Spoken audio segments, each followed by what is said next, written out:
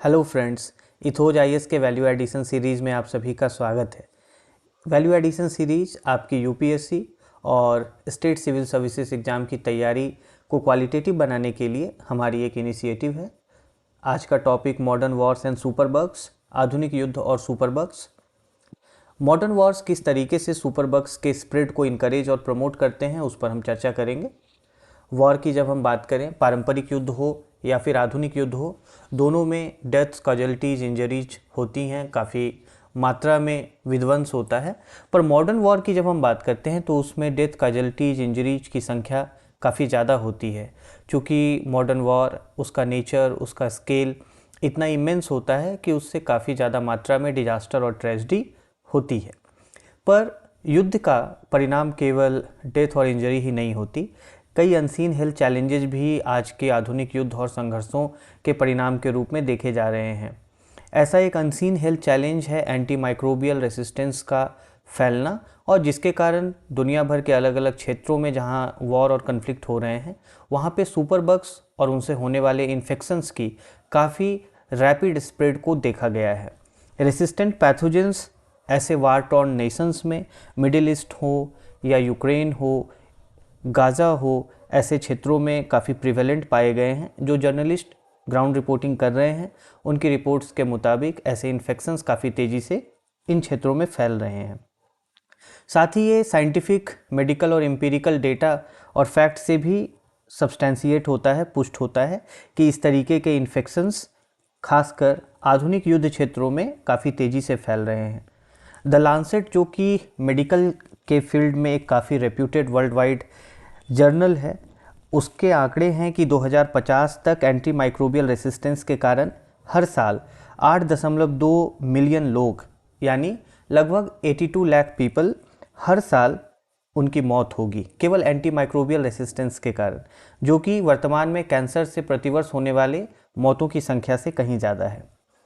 2023 में ही the Lancet में एक कमेंट्री आई थी, एक उसमें टिप्पणी छपी थी, जिसमें कि गजा में, जो कि अभी वर्तमान में इजराइल और फिलिस्तीन के बीच में संघर्ष का एक केंद्र है गजा, जहां पर एंटीबायोटिक रेसिस्टेंस के राइजिंग रेट्स को लेकर उस कमेंट्री में, लांसेट के उस आर्टिकल में वार्न किया गया था। और ऑनगोइंग कन्फ्लिक्ट के कारण ये एंटी माइक्रोबियल रेसिस्टेंस और काफ़ी तेज़ी से फैल रहा है, उसकी बात की गई थी। अगर हम आंकड़ों की बात करें तो इराक और सीरिया में डॉक्टर्स ने पेशेंट्स में मल्टीपल ड्रग रेसिस्टेंट इन्फेक्शंस के हाई रेट्स को ऑब्जर्व किया है, including 70 to 80% high rates have been observed. 2011 से 2013 के बीच में अगर सीरिया के युद्ध की बात की जाए तो वहाँ पर 69% मामलों में जो सर्जिकल इन्फेक्शंस थे, उसमें मल्टीपल ड्रग रेसिस्टेंट पैथोजेंस पाए गए हैं। तो आप एंटी माइक्रोबियल रेसिस्टेंस और ऐसे सुपरबग्स के स्प्रेड को डेटा और फैक्ट के माध्यम से समझ सकते हैं कि मॉडर्न वॉर्स किस तरीके से उसको इनकरेज कर रहा है। अब इस तरीके का रेसिस्टेंस और सुपरबग्स का स्प्रेड मॉडर्न वॉर्स के कारण क्यों इमर्ज हो रहा है, उसके पहले थोड़ा सा हम लोग ब्रीफ में एंटी माइक्रोबियल रेसिस्टेंस के विषय में चर्चा कर लें कि एंटी माइक्रोबियल रेसिस्टेंस क्या है। ये आपको प्रीलिम्स में भी और मेन एग्जाम में भी पूछा जा सकता है। Antimicrobial resistance is defined as a condition when pathogens like bacteria, virus, fungi, they no longer respond to antimicrobial medicines. ये एक वैसी परिस्थिति है एंटीमाइक्रोबियल रेसिस्टेंस जहाँ पर पैथोजेंस वैसे माइक्रोब्स जिनसे कि डिजीज होती हो, जैसे बैक्टीरिया, फंगी, वायरस, ऐसे पैथोजेंस जब मेडिसिन्स यानी एंटीबायोटिक्स, एंटीमाइक्रोबियल मेडिसिन्स को रिस्पॉन्ड करना बंद कर देते हैं, मतलब एंटीबायोटिक्स और एंटीमाइक्रोबियल जो ड्रग्स हैं वो ऐसे पैथोजेंस के लिए इनइफेक्टिव हो जाती हैं, उसे ही हम एंटीमाइक्रोबियल रेसिस्टेंस बोलते हैं। और जो माइक्रोब्स ऐसे लास्ट लाइन के मेडिसिन्स, एंटीबायोटिक्स और एंटीमाइक्रोबियल ड्रग्स के प्रति रेसिस्टेंट हो जाते हैं, उन्हें ही सुपरबग्स कहा गया है। अगर हम इसके कंसिक्वेंस की बात करें एंटी माइक्रोबियल रेसिस्टेंस की, तो as a result of drug resistance, जिसमें कि एंटीबायोटिक्स हैं, एंटी माइक्रोबियल मेडिसिन्स हैं, these medicines they become ineffective और इन्फेक्शंस का फिर ट्रीट होना काफ़ी मुश्किल हो जाता है, एक तरीके से इम्पॉसिबल हो जाता है और बीमारी के फैलने का रिस्क बहुत ज़्यादा बढ़ जाता है। इलनेसेस काफ़ी सीवियर हो जाती हैं, उसके कारण जो जनित रोग हैं काफ़ी सीवियर हो जाते हैं, डिसेबिलिटीज़ रिजल्ट होती हैं और अल्टीमेटली डेथ की संख्या काफ़ी ज़्यादा बढ़ जाती है। तो ऐसा तब होता है जब ऐसे pathogens, bacteria, virus, fungi mutate कर जाते हैं, दूसरे ऑर्गेनिजम्स से वो जेनेटिक मटेरियल एक्वायर कर लेते हैं, ट्रीटमेंट को रिस्पॉन्ड नहीं करते और अल्टीमेटली वो ड्रग रेसिस्टेंट ऑर्गेनिजम्स बन जाते हैं। अब बात ये उठता है कि इस AMR के कारण मॉडर्न मेडिसिन ने जितनी एडवांसमेंट की है वो सभी अब रिस्क पर आ गया है। हम जानते हैं कि 1928 में पेनिसिलिन की खोज की गई थी अलेक्जेंडर फ्लेमिंग के द्वारा और अलेक्जेंडर फ्लेमिंग ने पेनिसिलिन की ही खोज के लिए उन्हें नोबेल पुरस्कार दिया गया था द्वितीय विश्व युद्ध के बाद 1945 में, 1945 में। तो 1945 में अलेक्जेंडर फ्लेमिंग ने अपने नोबेल प्राइज के एक्सेप्टेंस स्पीच में एंटी माइक्रोबियल रेसिस्टेंस के खतरे के प्रति चेताया था, उन्होंने वार्न किया था। तो he had warned against antibiotic resistance way back in 1945। ठीक है, अब ये एक नेचुरल प्रोसेस है, AMR एक नेचुरल प्रोसेस है। समय के साथ पैथोजेंस में जेनेटिक चेंजेस होती हैं ओवर द टाइम, लेकिन वो ह्यूमन एक्टिविटी के कारण तेज़ भी हो जाती हैं। ह्यूमन एक्टिविटी जैसे अगर आप एंटीबायोटिक का मिसयूज करें, ओवर यूज करें, उनका इस्तेमाल पौधों के लिए या जानवरों के लिए, हम जानते हैं कि डेयरी सेक्टर में, पोल्ट्री में, एनिमल हस्बेंड्री में पर्टिकुलर ऑब्जेक्टिव्स के लिए एंटीबायोटिक्स का इस्तेमाल करते हैं, जिससे कि एंटी माइक्रोबियल रेसिस्टेंस के एक्सेलरेशन का सिनेरियो डेवलप होता है। तो AMR एक नेचुरल प्रोसेस होने के बावजूद भी काफ़ी तेज़ी से फैलता है। और ह्यूमन बींग्स में कई सारे माइक्रोब्स होते हैं। We are a host to more than 1000 species of bacterias, जिसमें सुपरबग्स भी इंक्लूडेड हैं, लेकिन वो हेल्दी इंडिविजुअल्स में बहुत रेयरली ही पैथोजेनिक बनते हैं। पर युद्ध की परिस्थितियां वो सभी बदल देती हैं। युद्ध के समय हम जानते हैं लोगों के लिए खाने का संकट होता है, साफ पानी का संकट होता है, सैनिटरी लिविंग कंडीशंस का संकट होता है। तो इन परिस्थितियों को देखते हुए युद्ध एक बहुत ही ऐसा टॉक्सिक बायोस्फीयर बनाता है जहाँ पे ऐसे पैथोजेंस को ग्रो करना, बहुत रैपिडली म्यूटेट करना और एंटी माइक्रोबियल रेसिस्टेंस डेवलप करना आसान हो जाता है। इसी खतरे को देखते हुए वर्ल्ड हेल्थ ऑर्गेनाइजेशन WHO ने एंटी माइक्रोबियल रेसिस्टेंस को one of the top global public health and development threats के रूप में रिकॉग्नाइज किया है। AMR का कोई एक वजह नहीं है। अभी आप जैसे देखिए कि सामाजिक, आर्थिक कई तरीके के कारण हैं जिससे कि एंटी माइक्रोबियल रेसिस्टेंस प्रमोट होता है। So it happens due to a convergence of various social, historical and medical factors, health factors, which finally accelerate और drive this the antimicrobial resistance. और जब हम युद्ध की बात करते हैं, वॉर्स की बात करते हैं, so wars create the perfect convergence and as I said a toxic biosphere, जहाँ पर कि इस रेसिस्टेंस को एक स्पीड मिलती है, द रेसिस्टेंस इज एक्सेलरेटेड। और ये रिसर्च से भी इस्टेब्लिश होता है कि 21st सेंचुरी में वॉरफेयर इस स्प्रेड का एक मेजर ड्राइवर बना हुआ है। खासकर मिडिल ईस्ट के अगर आप देशों की बात करें, इराक, सीरिया, यमन, अफ़गानिस्तान, वहाँ पर high rates of multi drug resistant pathogens का स्प्रेड पाया गया है, जो कि साइंटिफिकली भी इस्टेब्लिश्ड है। और दुनिया के जो सबसे खतरनाक सुपर बग्स हैं जैसे Klebsiella pneumoniae, Pseudomonas aeruginosa, Escherichia coli, MRSA, ये सभी जो सुपर बग्स हैं, ई कोली है, MRSA है, इन सभी का प्रिवेलेंस आपको ऐसे वार टॉर्न नेशंस में देखने के लिए मिल जाएगा। तो अब बहस ये उठती है कि मॉडर्न वॉर्स से सुपर बग्स क्यों स्प्रेड हो रहे हैं। ऐसा क्या है मॉडर्न वॉर्स में जो कि सुपर बग्स के स्प्रेड को इनकरेज कर रहा है। सबसे पहली तो बात यह है कि मॉडर्न वॉर्स में काफ़ी मात्रा में इंजरीज होती हैं और वोंड्स होते हैं। ये जो वोंड्स हैं ये परफोरेटेड होते हैं स्रैपनेल से, जो बम बारूद के टुकड़े होते हैं। मॉडर्न वॉर्स में काफ़ी ज़्यादा एम्यूनिशंस का इस्तेमाल किया जाता है। तो ये वोंड्स और injuries they are perforated with debris and soil which is full of such microbes and pathogens.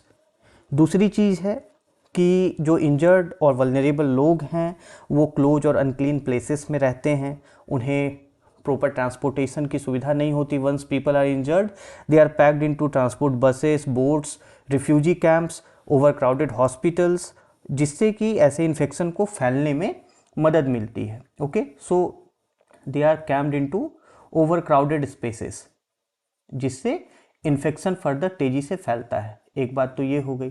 दूसरी चीज़ है कि मॉडर्न वॉर में खासकर अर्बन इंफ्रास्ट्रक्चर को, इंडस्ट्रियल इंफ्रास्ट्रक्चर को टारगेट किया जाता है। इंफ्रास्ट्रक्चर पूरा डिवास्टेट हो जाता है, रोड्स हों, कनेक्टिविटी हो, इलेक्ट्रिसिटी हो, वाटर हो, ये सब जो आपको बेसिक इंफ्रास्ट्रक्चर हैं, हेल्थ फैसिलिटीज़ हैं, ये सभी काफ़ी हद तक इम्पैक्टेड होती हैं, एक तरीके से कलेप्स हो जाती हैं। हेल्थ इंफ्रास्ट्रक्चर है तो इनके कलेप्स होने के कारण पैथोजेंस के रेसिस्टेंस डेवलप करने में उन्हें आसानी होती है। हॉस्पिटल्स और हेल्थ केयर के कलेप्स के कारण जो हेविली कंटेमिनेटेड वाउंड्स हैं वो समय पर ऑपरेट नहीं हो पाते या उतने फ्रीक्वेंटली ऑपरेट नहीं हो पाते जिससे कि इन्फेक्शन को रोका जा सके। दूसरी चीज़ ये है कि हेल्थ सिस्टम ओवरबर्डन हो जाता है। वार टॉर्न नेशंस, डेवलपिंग कंट्रीज़ की अगर हम खासकर बात करें तो हेल्थ सिस्टम ऑलरेडी ओवरबर्डनड है। मेडिकल पर्सनल्स की संख्या अगर हम पर लाख पॉपुलेशन कहें तो पहले से कम होती है, और वॉर के केस में, क्राइसिस के केस में हेल्थ सिस्टम और ज़्यादा ओवरबर्डनड हो जाता है, क्योंकि hospitals are flooded with injuries and wounded people who are in requirement of immediate care. So in such case we know that hospitals they are also short of medical supplies. Medical supplies की भी shortage हो जाती है। जितने antibiotics की requirement injuries और wounds को cater करने के लिए चाहिए उतनी पर्याप्त मात्रा में उपलब्ध नहीं हो पाती। तो पेशेंट्स वो कई बार जो रेकमेंडेड कोर्स है एंटीबायोटिक्स का फिनिश नहीं कर पाते। इनफैक्ट की क्वालिटी एंटीबायोटिक्स भी कई बार उपलब्ध नहीं होती और पेशेंट्स को लोअर वर्सन या लोअर क्वालिटी एंटीबायोटिक्स दी जाती है, जिससे कि पैथोजेंस को एंटीबायोटिक या एंटी माइक्रोबियल रेसिस्टेंस डेवलप करने में सहायता मिलती है, आसानी होती है। उसके बाद हम बात करें कि इम्यूनो कॉम्प्रोमाइज्ड पॉपुलेशन, वॉर या कन्फ्लिक्ट के टाइम पे पॉपुलेशन उसका इम्यूनिटी का लेवल नॉर्मल टाइम्स की तुलना में कम हो जाता है। मॉडर्न वॉर्स के केसेस में ऐसा ज़्यादा होता है क्योंकि कनेक्टिविटी, रोड, इंफ्रास्ट्रक्चर, इन चीज़ों को ज़्यादा टारगेट किया जाता है, जिसके कारण कि लोगों के लिए अपने ज़रूरत की चीज़ों, खान पान, दवाइयों, इसको सोर्स करना उनके लिए काफ़ी डिफ़िकल्ट हो जाता है। And due to the immunocompromised population, और किस कारण ये इम्यूनिटी कॉम्प्रोमाइज़ होती है? मैल न्यूट्रिशन के कारण होती है। प्रॉपर न्यूट्रिशन नहीं मिल पाता है लोगों को, जो नॉर्मल मेडिसिन्स हैं, इम्यूनिटी बूस्टिंग मेडिसिन्स हैं, वो भी नहीं मिल पाती हैं। So this immuno compromised population, उसमें पैथोजेंस के इन्फेक्शन के स्प्रेड का चांस और ज़्यादा बढ़ जाता है, और चूँकि पहले से इम्यूनिटी कॉम्प्रोमाइज्ड है तो जो पैथोजेंस हैं वो एंटीबायोटिक या एंटी माइक्रोबियल रेसिस्टेंस डेवलप कर लेते हैं। So the likelihood of resistance grows. ठीक है, हेल्थ वर्कर्स को भी ऐसे कंडीशन में पेशेंट्स के बीच में क्विकली मूव करना पड़ता है। वो अपने पर्सनल प्रोटेक्टिव इक्विपमेंट्स को फ्रीक्वेंटली चेंज नहीं कर पाते, वो भी लिमिटेड सप्लाई में होता है। तो ऐसे जो डॉक्टर्स हैं ओवरबर्डनड होते हैं प्रेसिंग क्राइसिस को के साथ, और ऐसा भी होता है कि सिविलियंस के पास पैसे नहीं होते कि वो डॉक्टर्स को विजिट करें, हॉस्पिटल्स विजिट करें, है ना, और फिर वो डायरेक्टली फार्मेसी चले जाते हैं। तो ओवर द काउंटर जो सेल है, over the counter sale of antibiotics, वो भी ग्रो करता है। और over the counter sale of antibiotics is also one of the major reason for the growth of anti microbial resistance in India. वो भी एक AMR के ग्रोथ का काफ़ी इम्पॉर्टेंट फैक्टर है, खासकर अगर हम इंडियन पर्सपेक्टिव में बात करें तो। ठीक है, और दूसरा क्या कारण है? यहाँ अर्बन रबल होना चाहिए, RUBBLE। ओके, तो दूसरा कारण, और इसमें एक अर्बन रबल का है। जिस तरीके से जो रबल क्रिएट होता है अर्बन एरियाज़ में वॉरफेयर के कारण, रबल का अर्थ होता है जो मलबा मकानों के ढहने से, टूट फूट और विध्वंस होने से जो शहरी क्षेत्र में रबल या मलबा होता है उसमें कई लोग नीचे दबे फंसे होते हैं, समय पे इलाज नहीं हो पाता। वैसे जो कंडीशंस हैं, जो उसके नीचे लोग मरे हुए हैं, dead bodies, they decay for days and weeks under such urban rubble. तो ऐसे कंडीशंस में एस्बेस्टस हैं, मेटल्स हैं, इनके संपर्क में भी आने से पैथोजेंस में म्यूटेशन पॉसिबल हो सकता है। तो अर्बन रबल में जो डिकेइंग डेड बॉडीज़ हैं, इंजर्ड पर्सनस हैं, उनके कारण इन्फेक्शन स्प्रेड काफ़ी तेज़ी से होता है और मॉडर्न वॉरफेयर का ये एक बहुत ही अनफॉर्चुनेट आउटकम है। ट्रेडिशनल वॉर्स से अगर हम तुलना करें तो आर्म्स और एम्यूनिशंस मॉडर्न वॉरफेयर में हेवी मेटल्स काफ़ी ज़्यादा इस्तेमाल किया जा रहा है। मॉडर्न वॉरफेयर के आर्म्स और एम्यूनिशंस में, इन आर्म्स और एम्यूनिशंस में heavy metals like lead, mercury, chromium, lead, mercury, chromium, इन जैसे हेवी मेटल्स का इस्तेमाल किया जा रहा है। निकल, zinc, antimony. Okay, so in heavy metals का इस्तेमाल किया जाता है। किस लिए किया जाता है? फॉर डिफरेंट पर्पसेस, जैसे कि लीड, मरकरी, क्रोमियम, निकल, इनका इस्तेमाल बुलेट्स को कोट करने के लिए किया जाता है, मिसाइल्स को, गन बैरल्स को, मिलिट्री व्हीकल्स को। बैरियम, बोरॉन, एंटीमनी का इस्तेमाल वेपन प्राइमिंग कंपाउंड्स के लिए किया जाता है। तो वेरियस आर्म्स एम्यूनिशंस के लिए हेवी मेटल्स का इस्तेमाल किया जाता है। अब ये रिसर्च बताता है कि pathogens when they come into contact with these heavy metals, so they tend to create their own defense mechanism. They tend to create their own resistance mechanism to combat heavy metals toxicity. ये जो heavy metals की toxicity है, इससे लड़ने के लिए जो pathogens हैं वो अपना डिफेंस मैकेनिज्म क्रिएट करते हैं और इसी डिफेंस मैकेनिज्म से क्या होता है कि they are encoded by resistant genes to heavy metals and anti microbial agents at the same time.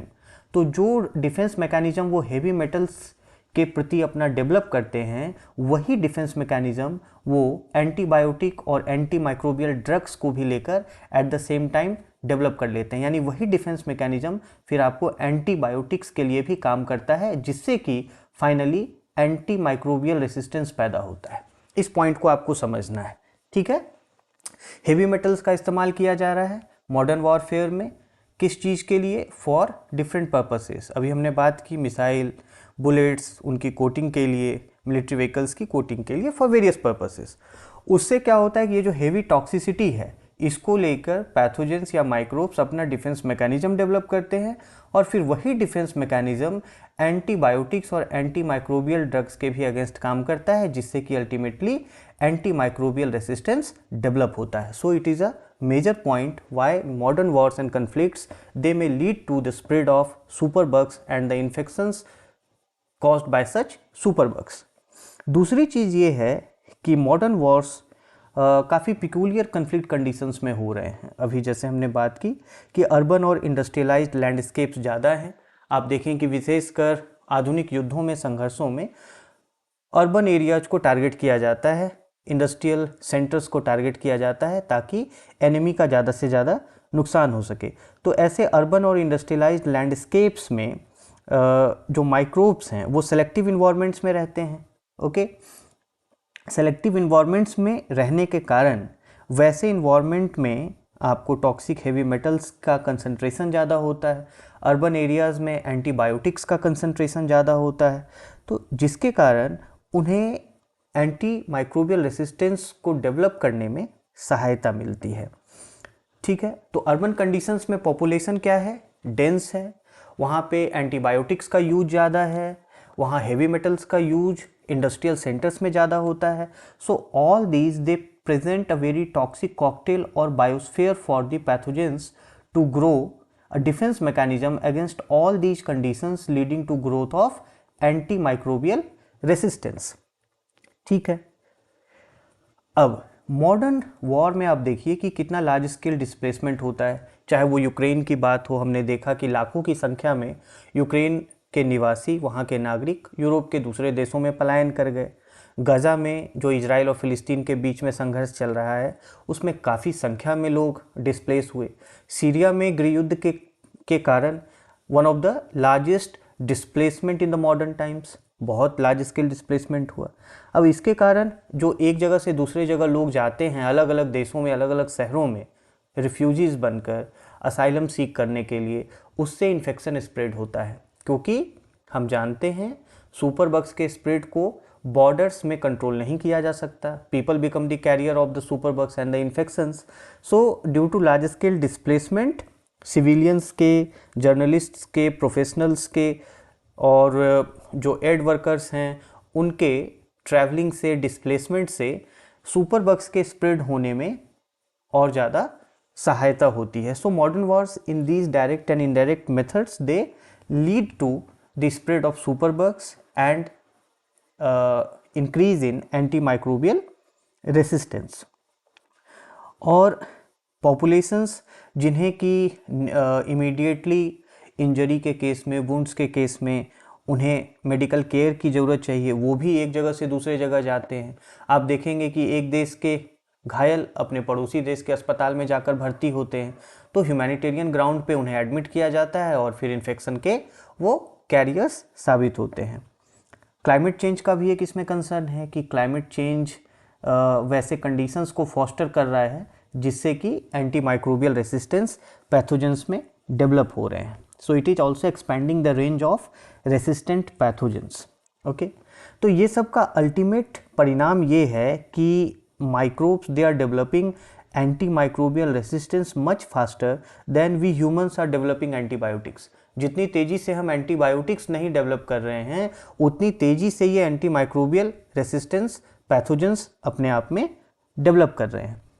इसका परिणाम ये है कि जो वॉर में इन्फेक्शंस हैं वो वार जोन्स तक ही सीमित नहीं है। जैसे मैंने अभी आपको चर्चा में बताया कि घायल व्यक्ति दूसरे देश के अस्पताल में भर्ती हो रहा है, displaced population they are going and mixing with society in other nations and other neighbouring countries. तो उसके कारण मॉडर्न वॉर्स से जो फोर्स डिस्प्लेसमेंट हो रहा है उससे एंटी माइक्रोबियल रेसिस्टेंस और सुपर बग्स के स्प्रेड में काफ़ी एक्सेलरेशन पाया जा रहा है।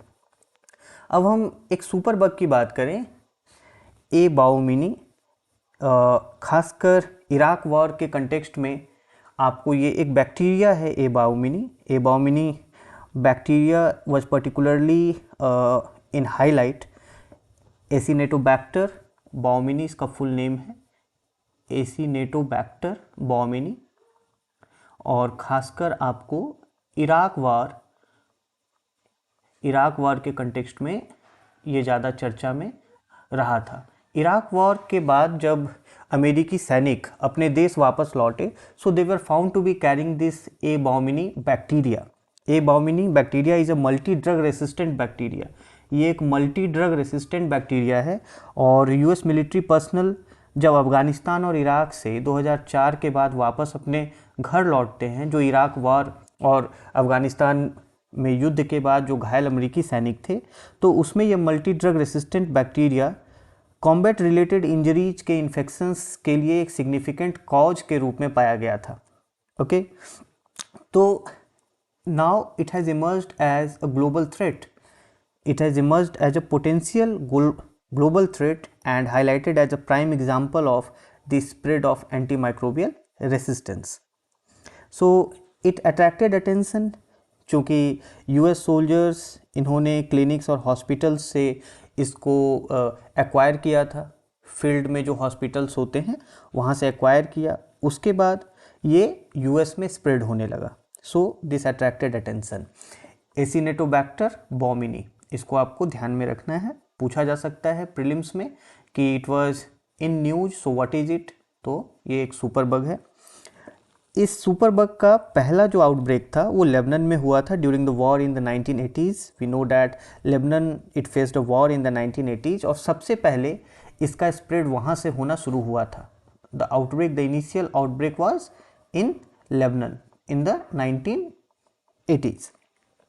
पर आज के अगर आप डेट में बात करें तो ग्लोबल इन्फेक्शंस में like it accounts for almost 20% of ICU infections globally. अब आप इसके ग्लोबल स्प्रेड को एस्टिमेट केवल इसी बात से कर सकते हैं कि आज पूरी दुनिया में जो ICU इन्फेक्शंस हैं उसमें 20% केसेस 20% केसेस एसिनेटोबैक्टर बाउमनी से इन्फेक्टेड हैं, ए बाउमनी से ग्रस्त हैं। तो इस तरीके से हम देखते हैं कि सुपरबग्स का स्प्रेड मॉडर्न वॉर्स के कारण हो रहा है। अब बात ये उठती है कि कैसे इसको कंटेन किया जाए। युद्ध, चूंकि वॉर और कन्फ्लिक्ट तो आने वाले समय में कम होते दिख नहीं रहे, पूरे दुनिया में इस तरीके से वॉर्स और कन्फ्लिक्ट्स के नए नए आपको थिएटर्स ओपन होते जा रहे हैं। तो आखिर युद्ध के परिस्थितियों में कैसे इस सुपरबग के स्प्रेड को और एंटी माइक्रोबियल रेसिस्टेंस जो बढ़ रहा है इसको रोका जाए, कैसे इसके स्प्रेड को कंटेन किया जाए। तो सबसे पहली बात तो ये है कि बेसिक प्रैक्टिसेस का इम्प्लीमेंटेशन हो। कौन सी बेसिक प्रैक्टिसेस? जैसे हैंड हाइजीन है, हैंड हाइजीन हो गया, और पेशेंट्स को आइसोलेट करने का हमने देखा कि कोविड के भी टाइम पे पेशेंट्स के आइसोलेशन को लेकर काफ़ी निगरानी बरती गई थी। पेशेंट्स को आइसोलेट किया जाए या फिर सेम इन्फेक्शन से जो ग्रस्त पेशेंट्स हैं उनको एक साथ रखा जाए। तो इन सब बेसिक प्रैक्टिसेस से फर्दर जो कन्फ्लिक्ट एसोसिएटेड आउटब्रेक्स हैं हम उनको रोक सकते हैं। दूसरी चीज़ है कि कन्फ्लिक्ट एरिया से जो लोग दूसरे जगहों पर जा रहे हैं डिस्प्लेस्ड होकर या अन्य किसी काम से, एड वर्कर्स, जर्नलिस्ट्स, तो उनकी स्क्रीनिंग की जाए और आइसोलेट किया जाए। They must be admitted to hospitals. If they are admitted to hospitals, so they must be isolated. So this is also an important recommendations. तीसरी चीज़ ये है कि ऐसे स्टैंडर्डाइज्ड गाइडलाइंस कन्फ्लिक्ट एरियाज और वॉर जोन्स के लिए डेवलप किए जाएं, इम्प्लीमेंट किए जाएं, जो कि पर्टिकुलर कंटेक्स्ट में रेलेवेंट हों। ठीक है, जैसे कि वॉर टाइम पे कन्फ्लिक्ट एरियाज़ में हेल्थ प्रोफेशनल्स को कौन से स्टैंडर्डाइज्ड गाइडलाइंस को फॉलो करना है, ऐसा वैश्विक स्तर पर गाइडलाइन विकसित किया जाए। वॉर के कंडीशंस में जहाँ पर कि normal health care facilities collapse कर जाती हैं, हेल्थ केयर प्रोवाइडर्स कई सारे होते हैं, इंटरनेशनल एड एजेंसीज होती हैं, यूएन की एजेंसीज होती हैं, एनजीओज होते हैं, तो उन सभी के बीच में कोलैबोरेशन होना बहुत ज़रूरी है। अदरवाइज़ उससे एएमआर के स्प्रेड को रोकने में काफ़ी कठिनाई आ सकती है। तो एक्टिव कोलैबोरेशन होना चाहिए हेल्थ केयर प्रोवाइडर्स के बीच में, ताकि सर्विलांस प्रॉपर किया जा सके, सर्विलांस किया जा सके कि किस पाथवे के जरिए ये एएमआर स्प्रेड हो सकता है ना। अगर सब मिलकर इस चीज़ पे काम करें उस पाथवे को आइडेंटिफाई करने के लिए, तो एएमआर रेसिस्टेंस को और सुपरबग के स्प्रेड को रोका जा सकता है। और जो सबसे ज़रूरी चीज़ है कि एपिडेमियोलॉजिकल और ऑपरेशनल रिसर्च किया जाना चाहिए, मेडिकल रिसर्च, ऑपरेशनल रिसर्च, जिसमें ज़्यादा इनोवेशन और इन्वेस्टमेंट की ज़रूरत है, ताकि हम एएमआर के स्प्रेड को रोक सकें। अभी देखिए, जो एंटीबायोटिक ड्रग्स का डेवलपमेंट है, तो वो एक ड्रग के डेवलपमेंट में कई साल लग जाते हैं, लेकिन वही एंटीबायोटिक रेसिस्टेंस डेवलप करने में पैथोजेंस को समय नहीं लगता, वो बहुत तेज़ी से जेनेटिकली म्यूटेट करते हैं। तो अगर हम अपने एपिडेमियोलॉजिकल, मेडिकल और ऑपरेशनल रिसर्च को भी तेज़ी से बढ़ावा दें, उसमें हम पर्याप्त मात्रा में निवेश करें, इनोवेशन करें, तो हम वॉर कंडीशंस में, कन्फ्लिक्ट जोन में उसको रोक सकते हैं। अब जैसे अगर हम यूक्रेन की बात करें, तो यूनाइटेड स्टेट्स की जो सीडीसी है वो यूक्रेन के मिनिस्ट्री ऑफ हेल्थ के साथ कोलैबोरेट कर रही है, लोकल क्लिनिक्स के साथ, पब्लिक हेल्थ अथॉरिटीज़ के साथ, इंटरनेशनल पार्टनर्स के साथ, ताकि लेबोरेटरी डिटेक्शन किया जा सके, क्लिनिकल ट्रीटमेंट किया जा सके, और यूक्रेन के सेवरल रीजन्स में इन्फेक्शन कंट्रोल रिस्पॉन्सेस लागू किए जा सकें।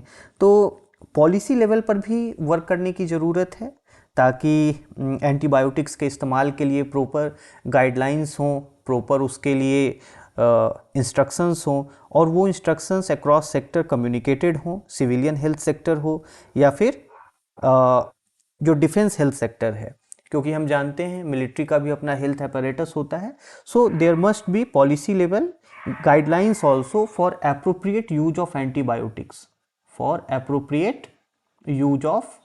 एंटीबायोटिक्स, तो इन स्पेसिफिक मीजर्स के साथ हम सुपरबग्स के स्प्रेड को और एएमआर के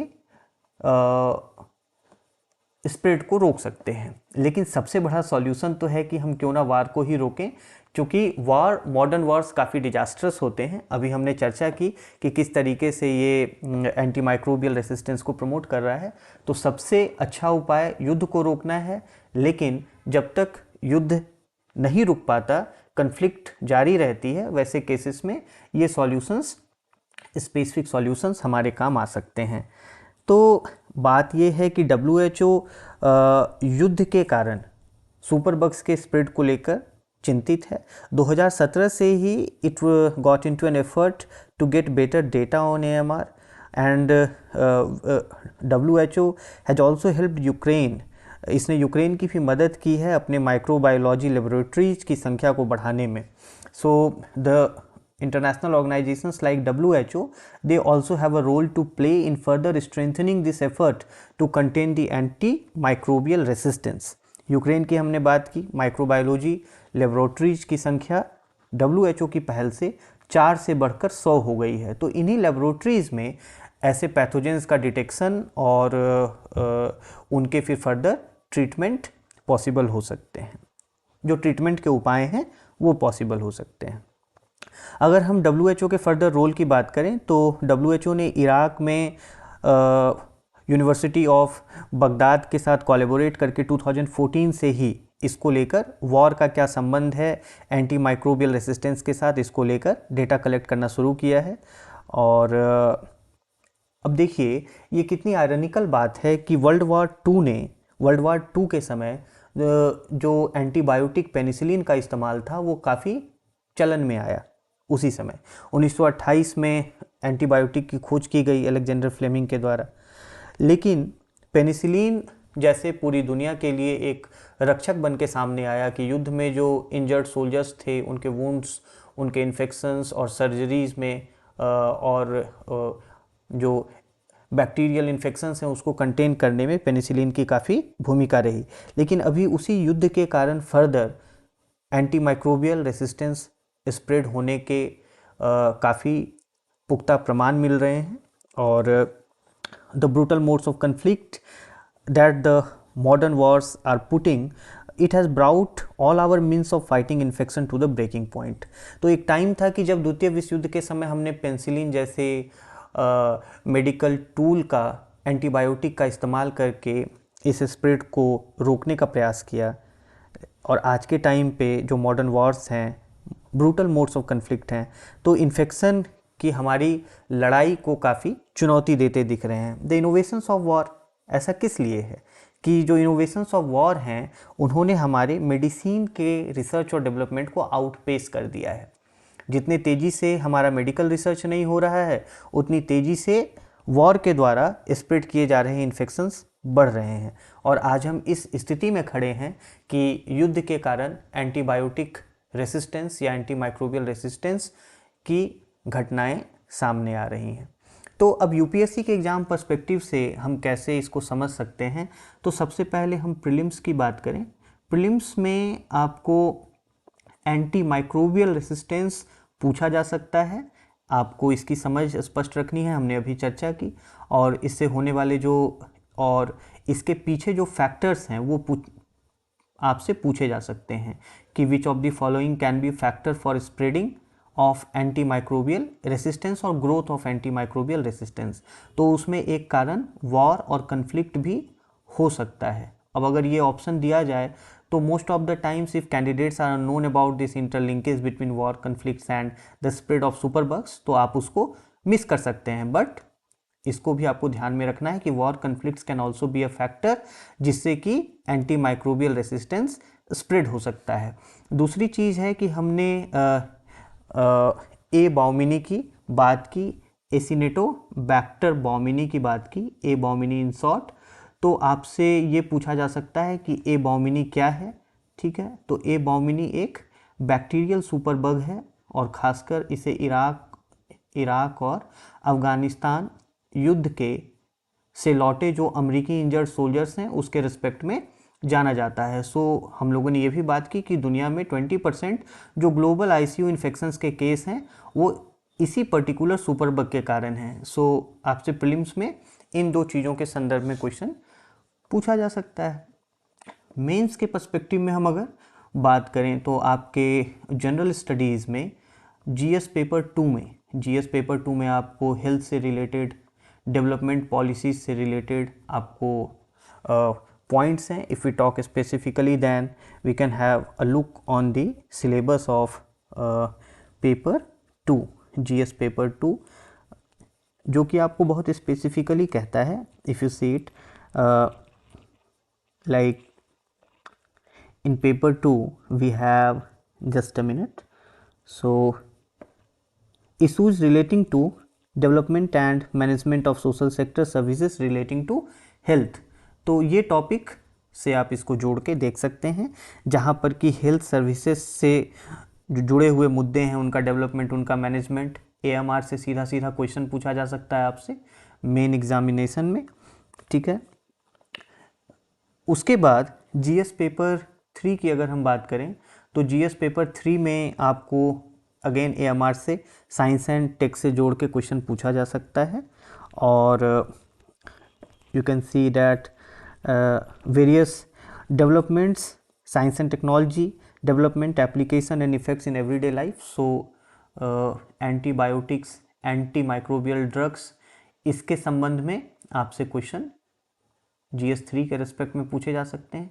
जीएस 4 की अगर हम बात करें तो यहाँ पर दो इम्पॉर्टेंट सेक्टर्स हैं, मेडिकल एथिक्स के और वॉर एथिक्स के, मेडिकल एथिक्स और वॉर एथिक्स के। इससे जोड़कर आपसे क्वेश्चन इस डिस्कशन के संबंध में पूछा जा सकता है कि कन्फ्लिक्ट एरियाज़ में, वॉर एरियाज़ में क्या मेडिकल एथिक्स फॉलो किया जाना चाहिए, linking it to issues like AMR, और एथिक्स इन इंटरनेशनल रिलेशंस के भी पर्सपेक्टिव में आप इसको जोड़कर देख सकते हैं कि किस तरीके से अंतर्राष्ट्रीय संबंधों में एक हेल्थ, पब्लिक हेल्थ का भी पर्सपेक्टिव है। जब हम आईआर एथिक्स की बात करते हैं तो उसमें पब्लिक हेल्थ का भी पर्सपेक्टिव हम जोड़कर देखें, और उसमें एएमआर एक, मॉडर्न वॉर्स के कारण एएमआर का स्प्रेड होना ये एक इम्पॉर्टेंट फैक्टर है।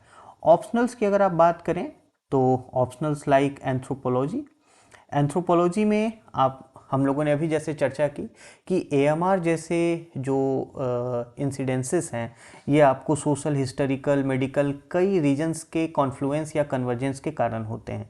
तो आप इसको पब्लिक हेल्थ पर्सपेक्टिव में जो इवोल्यूशन है इशूज़ का, उस रिस्पेक्ट में आप देख सकते हैं।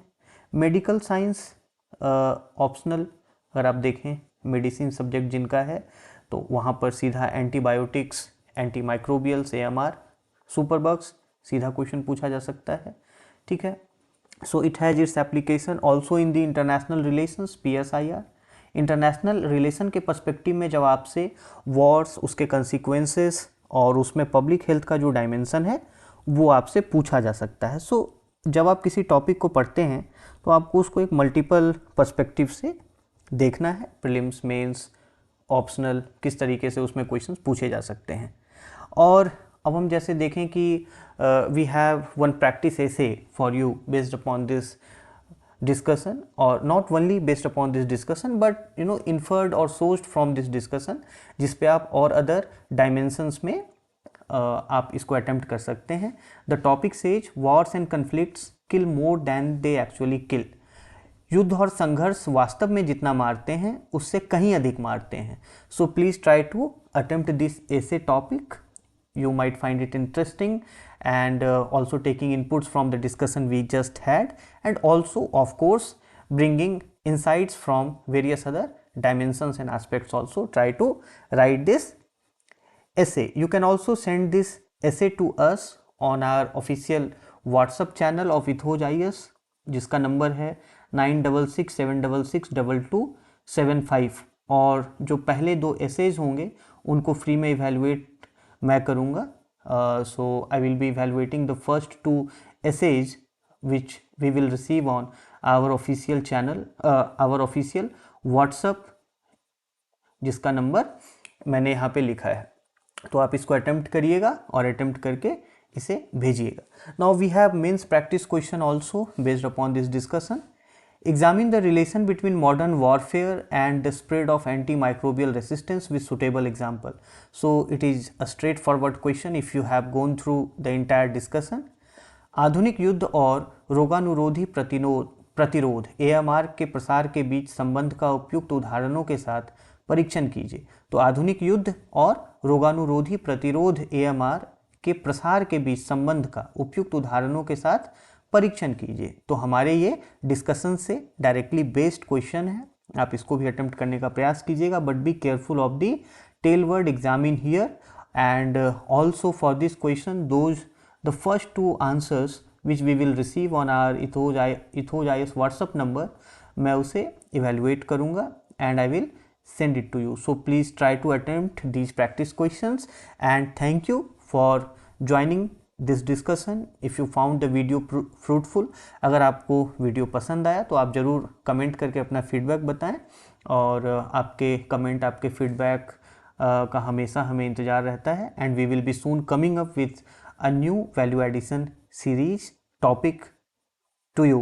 So thanks a lot. Thank you so much.